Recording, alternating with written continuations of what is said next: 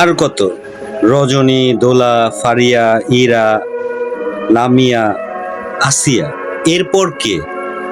একজন বাবা কতটা কষ্ট পেলে এই দেশের আইনের প্রতি সে বলতে পারে যে আমি স্ট্যাম্পে লিখে দিব এই দেশে কোনো বিচার হয়নি আর কখনো হবেও না। আমারও তো একটা সন্তান আছে, একদিন হয়তো বা আমিও আসিয়ার বাবার মতো ঠিক আছে বলবো যে আমিও স্ট্যাম্পে লিখে দেব এই দেশে বিচার হয়নি, কখনো হবে না।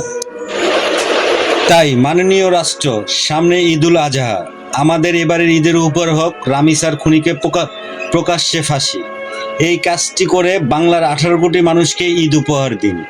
যেহেতু আসামি জবানবন্দিতে স্বীকার করেছে নিজের দোষ, তাই এই শাস্তি হোক ভবিষ্যতের একটি দৃষ্টান্ত।